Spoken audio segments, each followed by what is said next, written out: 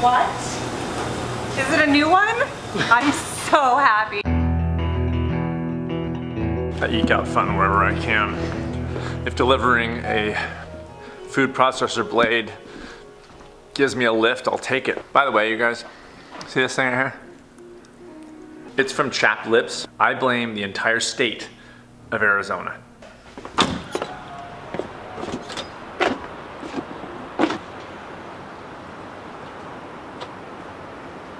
I'm supposed to run with Sid tomorrow at 7:30 a.m. I'm just finding it very hard to motivate to run in anything but just the absolute perfect weather. And I do want to run. I'm feeling a little sluggish, and I know if I just kind of up my runs, I'll feel better. But man, I've been riding in the morning and it's been raining, so the two of those things together just make me not want to go outside and run. But tomorrow morning with Sid, 7:30. I'm excited for it. I'm excited for it. I just locked myself out, so now I have to walk around. Yeah, right there. Oh, your hands are dirty. Oh, well. It's all right. It's worth it. It was worth the high five. Super slow at the end tonight. I am, yeah, you guessed it, going to the second half of a high school basketball game. There's nothing like small town sports. I'm telling you, I'm not a big sports fan, but small, teeny school, done.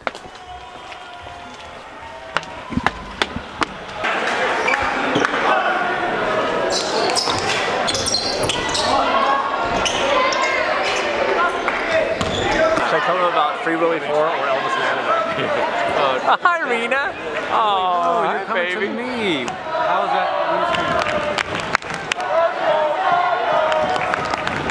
Hi. Hi. How are you?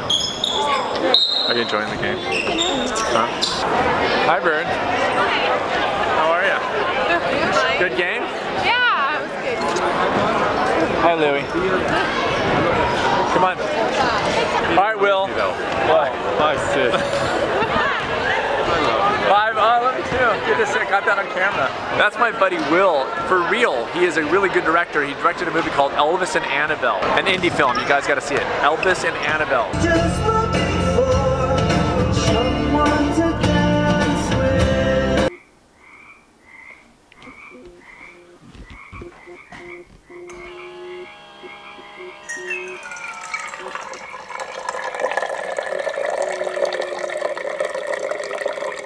Seven and change, not raining, very relieved, not even that cold. So this is, this won't, it's not, this isn't. You just look so crazy and I was hoping to get you on video. Oh, you're so mean. Yeah, Guppy.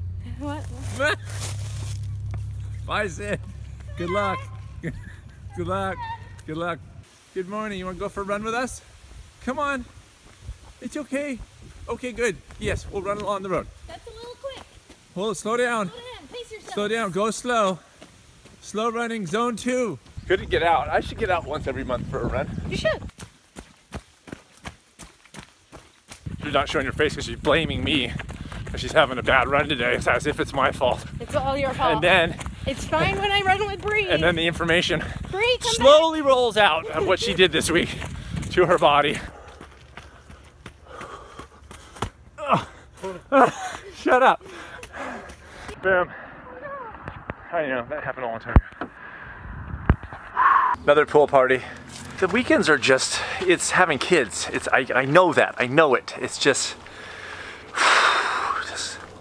stay home, not go out. But I'm gonna get some riding done, sitting in a chair in a pool facility.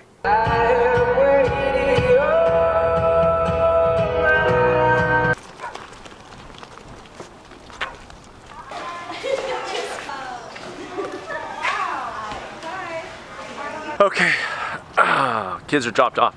I'm gonna go get a coffee before I get going. I'm just gonna go ahead and leave them unattended at a pool. I mean, what could go wrong? I'm joking, there's a crack team of lifeguards on staff.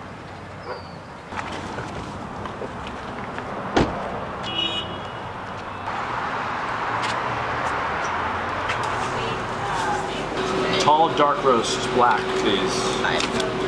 Thank you very much. Thank you. Have a nice evening. All right. That's a mediocre cup of coffee. And for the record, I'm not one of these like anti-Starbucks, you know, like just bad mouth all the time. I don't have an opinion really, except to say that one of the, and I love where I live, but one of the most pathetic things about where I live is that the coffee just sucks. Like I don't know what to do. There's like 4 coffee houses. They don't add up to 1 coffee house. Am I a bit of a coffee snob? Yes. Yeah, I will forego a cup of coffee if it's not good. That's like, I'm an addict, but there's a line that I will not cross. Like that, I would never do. I don't care how tired I am.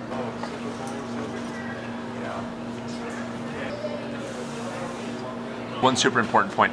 This coffee got better. I think you guys know this, but sometimes the first sip of a coffee is kind of crappy and then it just gets better somehow. Does anybody know why that is? Is it like wine where it just opens up? But I just swear that to be true. First sip, and then it just kind of kicks into gear. It could also just be that I'm a crazy addict and that my brain literally changes bad coffee into good coffee just to keep me drinking it.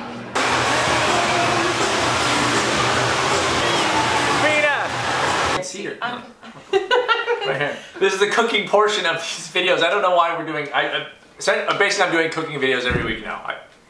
Okay, my dog just hit the camera. This is the beginning of a new series which I am calling Ramp Up Your Recipe. Do we work out of cookbooks a lot? No, I use online recipes. Yeah, but, okay. Yeah, but during the week, 0? No. Okay. Just on the weekend. Right, and when we do use recipes, oftentimes we'll use any recipe that we find and then we, being her, just ramp it up and sort of adjust it to how we want it done. Case in point, today's recipe is out of this magazine.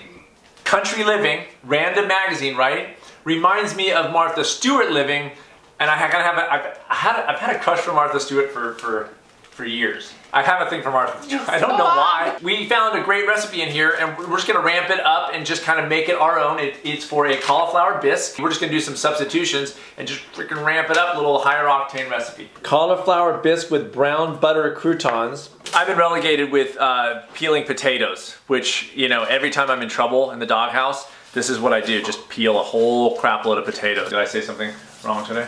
Definitely, always. See? So I'm chopping potatoes and onions and peeled garlic, and I'm chopping cauliflower.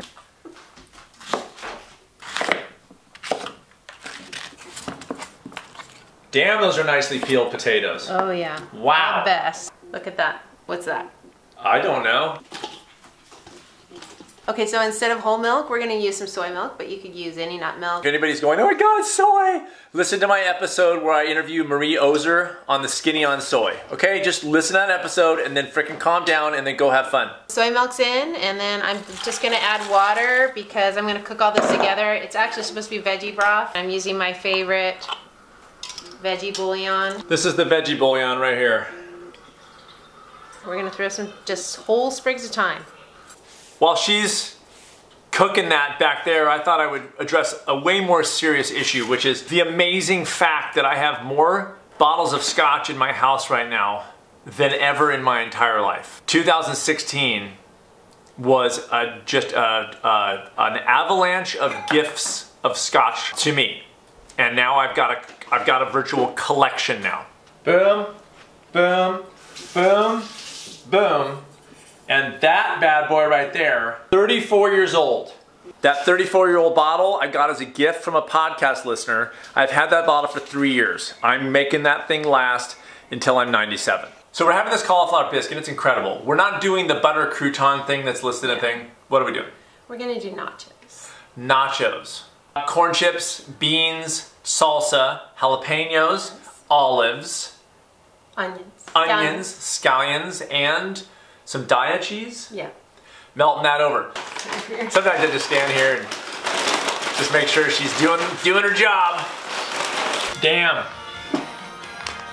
Woo! Look at those jalapenos. Oh my goodness gracious. All that talk about scotch, at this point it'd be rude for me not to have a little nib. This was my birthday scotch, Edradour. This awesome couple, runners in Australia, saw my video when I got this on my birthday, found this exact bottle, poured themselves some, and then made a video of them cheering to me for my birthday. Huh? Cheers to me. So cheers to you, Australia. You know I love you. You and New Zealand. It's the same. To us, it's the same thing. I'm just stirring the soup. I'm trying to get it to a boil so I can start simmering. Looking good. Taking out the sprigs of thyme. See, all the leaves cooked off of them.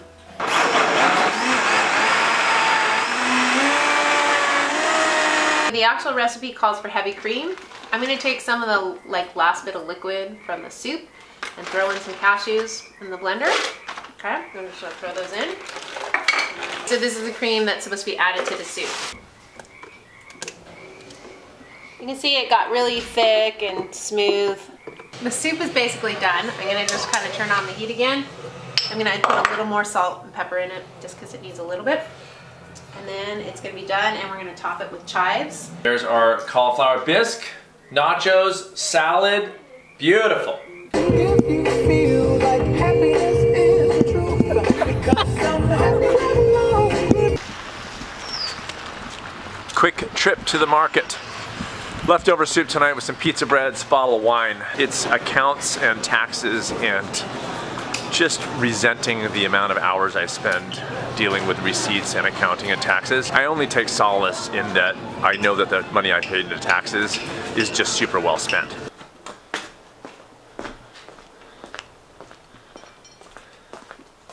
So here's the thing. I don't hide the fact that I love a single malt scotch now and then. I drink wine, I'll have a beer, and I'm torn at times about putting that information in my videos and my podcast. My early podcasts, I would drink a single malt and I would talk about it, and I got criticism for that. How's she doing? Hi, girl. How are you, sweetness? And it makes sense if you think about it. I'm a health coach, I'm a nutritionist. So I could just keep those things out. I could just not talk about them, I could keep them hidden. My problem with that is that the way that I define health is wrapped up intimately in happiness. I'm not here to tell you that it's a good thing to drink single malt or that you should drink single malt. Of course not. Here's what I don't think is healthy. Hiding stuff, keeping stuff hidden, being ashamed of things, so being afraid to talk about things. I don't think that's healthy. I think that comes out in unhealthy ways when we try to keep things hidden. I live very healthy and I'm happy, and I do things that are technically less healthy if you're just thinking about food, but I put those things in my life in minimal ways so that they don't debilitate me, so they don't negatively affect my health. And I could easily just not talk about it. I could easily just do videos of me eating lettuce 24 hours a day, and that would be great. And everybody would go, oh my gosh, he eats lettuce 24 hours a day. I should be able to do that. I said from one of the earliest videos I made on this channel, don't do what I do. I found a sort of a model that works for me with the exercise that I do, with the work that I do, with the food that I eat. And it's not all 100%. I think it's worth thinking about instead of following rules to the T or following things you think you should be doing. I think that's anti-health. And there we are again. There she is. I've met lots of people who have very, very strict diets, very, very strict. Most of them are not full of joy, full of happiness. Do I think you can have both health and happiness? Yes, absolutely, 100%, and I do. It's just that in a weird way, single malt scotch is part of that model. For me, not for you necessarily, but for me. But I grapple with it. Like that scene of when I show you my scotches, like there's a part of me, that little like tingy feeling of like, I probably shouldn't put this in the video. And number one, I hate the word should and therefore shouldn't. I don't like either of those things. And second of all, why would I hide that from you? If you think he drinks scotch, then forget it. Then great, go listen to other podcasts and go watch other YouTube channels. But the fact of the matter is, this is the real world, and not everything we do, no matter what, I don't care how good your diet is, not everything you do is perfectly natural or perfectly healthy. It just doesn't happen. It's only a matter of what works for you. And I think testing that, experimenting with that, embracing the adventure of that is all good here.